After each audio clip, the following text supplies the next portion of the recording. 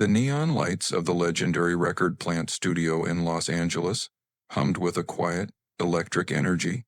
It was late, the kind of hour where the most magical or most chaotic musical moments are born. On one side of the hallway stood Ozzy Osbourne, the Prince of Darkness, draped in his signature black, looking every bit the heavy metal icon who had conquered stadiums with bone, shaking riffs, and a wild, unhinged persona. On the other side was Stevie Wonder, a man whose fingers had touched the very fabric of the soul. He was a maestro of harmony, a genius of the keys, and a figure who existed on a completely different musical plane than the frontman of Black Sabbath. The meeting was accidental, a byproduct of two legends sharing the same high-end recording space. Ozzy, usually known for his loud antics, found himself unusually quiet in Stevie's presence. He had always harbored a secret, deep-seated obsession with the piano, specifically the intricate, flowing world of jazz. To Ozzy, jazz wasn't just music. It was a puzzle he couldn't quite solve. Stevie, Ozzy croaked, his voice thick with its trademark Birmingham accent. I've been messing about on the keys lately, trying to find those blue notes, man, trying to understand the jazz. Stevie paused, a gentle, knowing smile spreading across his face. He turned his head slightly toward the sound of Ozzy's voice. The silence in the hallway stretched for a moment as the production crew watched, breathless. Stevie, who could hear the tension and the rock and roll grit in Ozzy's voice, chuckled softly. It wasn't a mean laugh, but it was a challenge. Ozzy, Stevie said, his voice as smooth as velvet, I've heard your records. I've felt your energy. You have the fire of the storm in you. But jazz is the wind that moves the leaves. It's a different kind of soul. He reached out, patting the air as if searching for the piano in the room. You're a rock star, brother, but believe me, you can't play jazz piano. The air in the room turned cold. The crew looked at each other, waiting for the famous Osbourne temper to flare. But Ozzy didn't yell. Instead, a strange, determined look crossed his face. What Ozzy did next shocked everyone standing there. The air in the studio was thick enough to cut with a guitar string. Stevie's comment hadn't just been a critique. It was a boundary line drawn between two worlds. In the music industry, there is an unspoken hierarchy, and jazz piano is often considered the Everest of technical skill. To suggest the Prince of Darkness couldn't climb it was logical, but to Ozzy, it sounded like a dare. Ozzy didn't snap. He didn't throw a chair or storm out in a cloud of heavy metal bravado. Instead, he took a slow, trembling breath. Stevie, Ozzy whispered, his voice devoid of its usual theatrics. Everyone sees the bat, fighting and the madness, but before I was a monster, I was just a lad who sat by the radio, wondering how those sounds were made. You think I'm just noise? Let me show you what's under the noise. Stevie's smile didn't fade, but it changed. It became intrigued. All right, Ozzy, the piano in studio is open. It's a Steinway. It's got a soul of its own. Show me yours. The small group engineers, roadies, and a few backup singers followed the two titans into the main room. The lights were dimmed, casting long, dramatic shadows across the soundproofing foam. The Steinway grand piano sat in the center of the room like an altar. Stevie took a seat on a stool nearby, leaning his head back, his heightened senses focused entirely on the acoustic space. He was prepared to hear clashing chords, clumsy scales, or perhaps a simplified rock ballad masquerading as jazz. He expected to hear the rock star, trying to play a part he wasn't cast for. Ozzy approached the bench. He looked small next to the massive instrument. He pulled his rings off the silver skulls and heavy bands, and placed them on the mahogany wood with a series of soft clinks. This was a ritual. He was stripping away the persona. He was no longer the frontman of Black Sabbath. He was a student of the craft. The engineers in the booth swapped nervous glances. They knew Ozzy was a songwriter, but jazz piano required a level of harmonic complexity that usually took decades to master. If he failed here, in front of the greatest keyboardist of the 20th century, the embarrassment would be legendary. I'm not playing for the charts, Stevie, Ozzy said, his fingers hovering just millimeters above the ivory keys. "I'm playing for the kid I used to be." The silence that followed was heavy. The red recording light on the wall flickered, though no one had pressed the button. It was as if the room itself knew it needed to witness this. Ozzy's hands were shaking slightly, a mix of age and nerves, but as his shadow fell over the keys, a strange stillness took over his body. The crowd leaned in.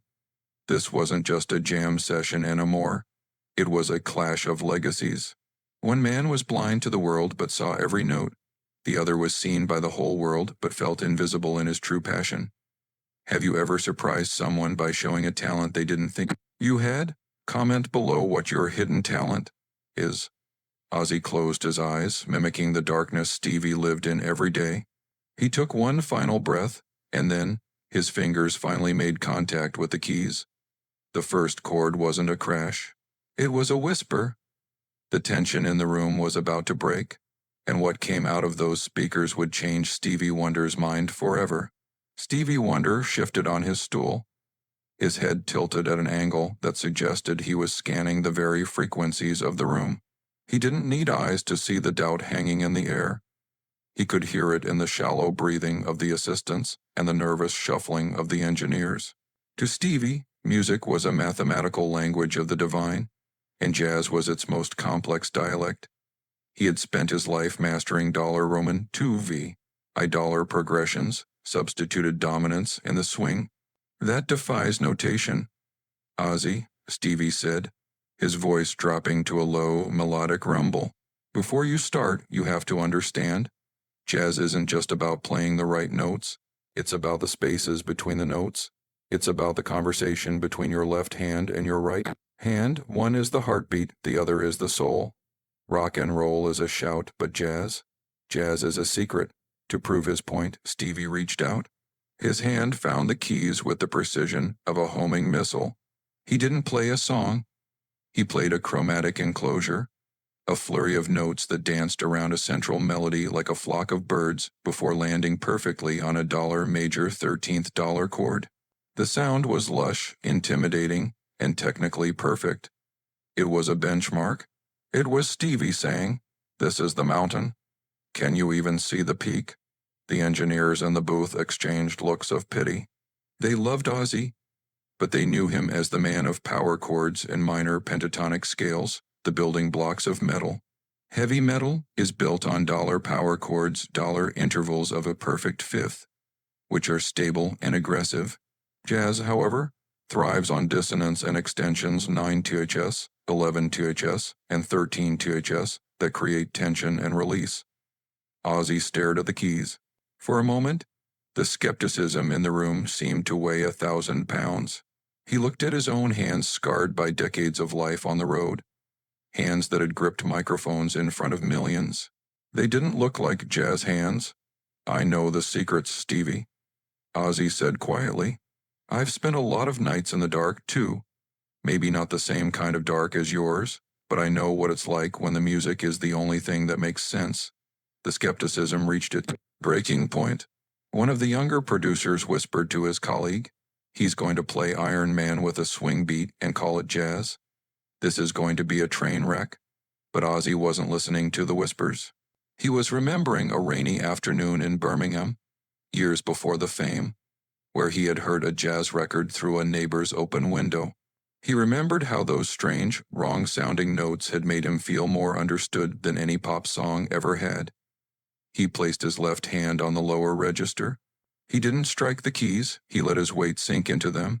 He played a low, rumbling flat, 5 interval, the Diabolus in Musica, the very interval that gave Black Sabbath its haunting sound. But instead of letting it distort, he held it. He waited. Stevie's eyebrows shot up. He recognized the interval, but he was waiting for the resolution. In jazz, a dissonant chord must always lead somewhere. It must resolve to create a narrative. Ozzy's right hand stayed frozen for what felt like an eternity. The silence was agonizing. The skepticism was so thick you could feel it on your skin. Everyone expected a mistake, a slipped finger, a clashing note, a sign that the Prince of Darkness was out of his depth. Then Ozzy's right hand moved. It wasn't a flurry of notes. It was 3 slow, deliberate tones that transformed that dark, haunting interval into a beautiful, melancholy C minor ninth chord. It was a move so sophisticated, so inherently jazz, that the lead engineer actually gasped. Ozzy wasn't just playing, he was storytelling. The skepticism began to melt, replaced by a chilling realization. The world had been underestimating Ozzy Osbourne's musical intellect for 40 years. The transformation had begun, and the shout of the rock star was turning into the secret of the maestro. The transformation didn't happen in the notes, it happened in Ozzy's eyes. As he leaned over the keys, the frantic, wide-eyed energy the world associated with the madman evaporated. His shoulders dropped, his breathing slowed. He looked less like a rock god and more like a monk in prayer. He didn't start with a fast tempo or a flashy run. Instead, he began a slow, brooding walk across the keyboard. His left hand established a walking bass line, a rhythmic foundation that felt like a heartbeat in a dark room.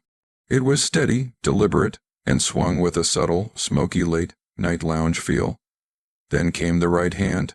In heavy metal, melody is often linear and direct, designed to pierce through the thunder of drums. But here, Ozzy was playing with voicings. He was stacking notes in clusters, creating thick chords that felt heavy not because of volume, but because of their emotional weight. He was using blue notes, the slightly flattened notes that sit between the major and minor scales, to create a sense of longing and nostalgia. The people in the booth were stunned. They were watching a metamorphosis. The man who once famously barked at the moon was now coaxing a delicate, velvet narrative out of a Steinway. It was as if a hidden chamber in Ozzy's soul had been unlocked, revealing a library of musical knowledge no one knew he possessed. "Listen to that," the producer whispered to the engineer. "He's not playing a song. He's playing a mood." Ozzy began to incorporate syncopation, hitting notes just off the beat in a way that felt like a conversation.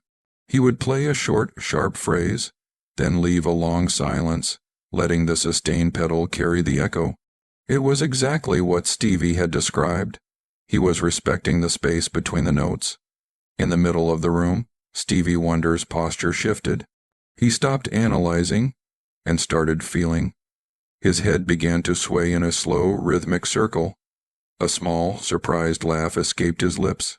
He could hear the Birmingham rain in Ozzy's playing. He could hear the loneliness of the road and the quiet moments of a man who had spent a lifetime in the spotlight, but was often misunderstood. Ozzy's technique was unconventional. His fingers weren't curved in the classical claw position, but rather flat and tactile, as if he were feeling the grain of the ivory. But the result was undeniable. He was playing with rubato, a flexible tempo that allowed the music to breathe, stretching the time and then snapping it back like a rubber band. As the piece progressed, the complexity grew. Ozzy moved from simple triads to extended chords, adding 7 THS and 11 THS that shimmered with a haunting, ethereal quality. It was a complete departure from the power chord, simplicity of Paranoid or Crazy Train. This was high-level harmonic exploration. The transformation was so total that when a studio assistant walked in with a tray of drinks, she stopped dead in her tracks, nearly dropping the tray. She looked at the monitor, saw Ozzy at the piano, and looked back at the speakers in disbelief. Is that him?" she mouthed. The engineer simply nodded, tears beginning to well in his eyes. Ozzy was no longer a performer. He was a conduit. He had stripped away the leather, the cross, and the Prince of Darkness title. He was just a musician, lost in the architecture of a jazz standard that he was composing on the fly. He was proving that the darkness he sang about in his rock songs wasn't just a gimmick. It was a deep, soulful well that could produce beauty just as easily as it could produce thunder. The music began to swell, reaching a peak of harmonic tension. Ozzy's fingers were flying now, but not in a shredding way. They were dancing, weaving a complex web of melody that seemed to defy the skepticism that had filled the room only minutes before. The rock star was gone. In his place sat a jazz pianist who was about to deliver a finale that would break the heart of a legend. The atmosphere in the studio had shifted from a challenge to a service. It felt as though a church had been built in the middle of a recording booth. Ozzy wasn't just hitting keys, he was painting a masterpiece with sound. He began to weave a melody that felt like a ghost walking through an old, empty house.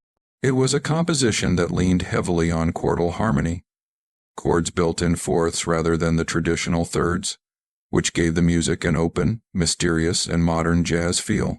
Ozzy's left hand remained a steady, rhythmic anchor, but his right hand began to explore the upper reaches of the Steinway.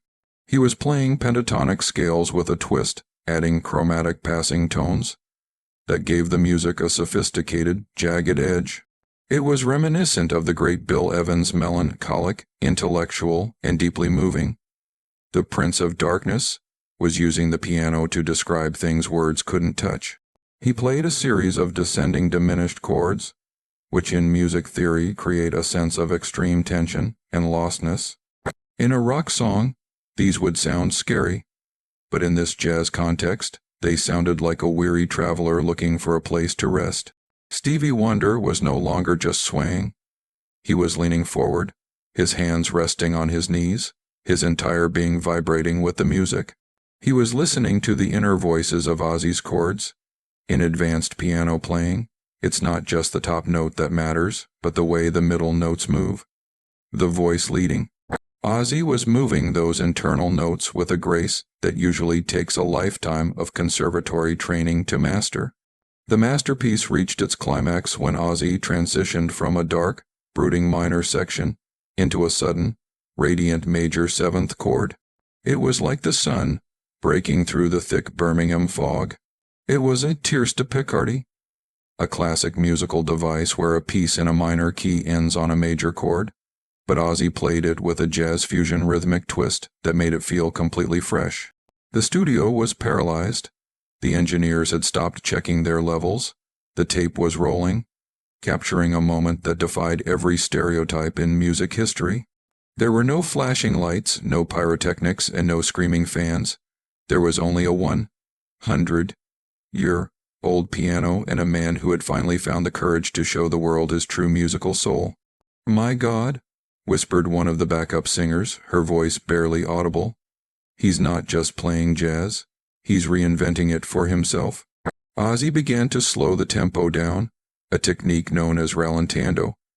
He let the final notes ring out, the vibrations of the low strings mixing with the high, crystalline tones of the right hand. He used the sustain pedal to create a wash of sound, a harmonic cloud, that filled every corner of the room. He ended the piece not on a loud, triumphant note, but on a soft, unresolved dominant seventh with a sharp 11, a Lydian dominant sound. It's a chord that feels like a question mark, leaving the listener hanging in midair, wanting more. As the final vibration faded into the soundproofing of the walls, the silence that followed was the loudest thing anyone had ever heard. Ozzy sat still, his head bowed, his hands finally resting in his lap. The rings he had taken off earlier sat on the piano, shining under the dim studio lights. The masterpiece was finished. It wasn't a rock anthem. It wasn't a heavy metal riff. It was a pure, unfiltered expression of human emotion. Everyone in the room knew they had just witnessed a miracle. All eyes turned to Stevie Wonder. The man who had said you can't play jazz piano was sitting perfectly still. The silence lasted for 10 seconds, then 20, and then the first sob broke through the quiet. The silence in Studio wasn't empty. It was heavy, vibrating with the ghost of the notes Ozzy had just struck. For a long moment, no one moved. The engineers stayed frozen behind the glass, and the roadies stood like statues in the shadows. All eyes were fixed on Stevie Wonder. Stevie sat perfectly still, his head bowed low, his iconic glasses reflecting the dim amber light of the studio. Then the silence was broken by a sound no one expected. It wasn't a cheer or a critique. It was a sharp, shaky intake of breath, A single tear escaped from behind Stevie's glasses, trailing down his cheek, followed quickly by another. He wasn't just moved, he was undone. The man who had pioneered the most complex harmonic structures in modern music, the man who had heard every great pianist of the last half-century, was weeping. "Ozzy?" Stevie whispered, his voice cracking with an emotion that made everyone in the room's throat tighten. He reached out into the air, his fingers searching. Ozzy stood up from the bench, his own face pale and lined with exhaustion. He took Stevie's hand. "I lied to you, man," Stevie said, his voice rising as he stood up to embrace the rock legend. "I told you that you couldn't play jazz. I told you it was a different kind of soul. But I was listening with my ego, Ozzy. I was listening for the rules. But what you just did, you didn't play the rules, you played the truth." Stevie gripped Ozzy's shoulders, his face wet with tears. "I've spent my life in the dark, and I use music to see. And for those 10 minutes, Ozzy, you showed me a world I've never seen before.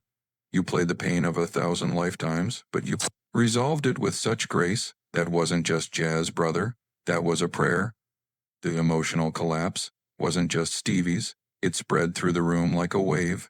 One of the hardened studio engineers, a man who had worked with everyone from Act to Sinatra, took off his headphones and wiped his eyes. The cynicism that had defined the beginning of the session was gone, replaced by a raw human connection. Ozzy, usually the one providing the shock value, looked genuinely stunned. He didn't crack a joke. He didn't swear. He just leaned his forehead against Stevie's shoulder. "I just wanted you to hear me, Stevie," Ozzy muttered, his voice thick. "Not the Ozzy on the posters, just the man." "I heard you," Stevie replied, pulling back but keeping his hands on Ozzy's arms. "The world thinks you're the Prince of Darkness, but they don't know the half of it. You've got a light in those fingers that most jazz players would kill for. Don't ever let anyone, especially me, tell you what your soul can or can't do." The two legends stood there in the center of the room, a heavy metal icon and a soul pioneer, bound together by a few minutes of improvised piano. The challenge had ended, but it hadn't ended in a winner or a loser. It had ended in a shared realization that music, at its highest level, has no genres. It only has honesty. The masterpiece was over, but the lesson was just beginning. The studio lights slowly faded back to their normal warm glow, but the atmosphere in the room had been permanently altered. The Prince of Darkness and the Godfather of Soul sat together on the piano bench, two men from opposite ends of the musical universe, sharing a moment of absolute stillness. The lesson that night wasn't just for Ozzy or Stevie. It was for everyone watching from the shadows of the booth. It was a lesson about the danger of labels. We spend our lives putting people in boxes: the rock star, the genius, the rebel, the master. We decide what someone is capable of based on the clothes they wear or the genre they've conquered. But as the last echoes of the Steinway died out, those boxes had crumbled. "You know, Ozzy," Stevie said, his voice regaining its rhythmic, melodic lilt. "People spend years learning the scales. They learn the Lydian dominant, they learn the circle of fifths, and they get so caught up in the math that they forget to breathe. You didn't play the math, you played the breath."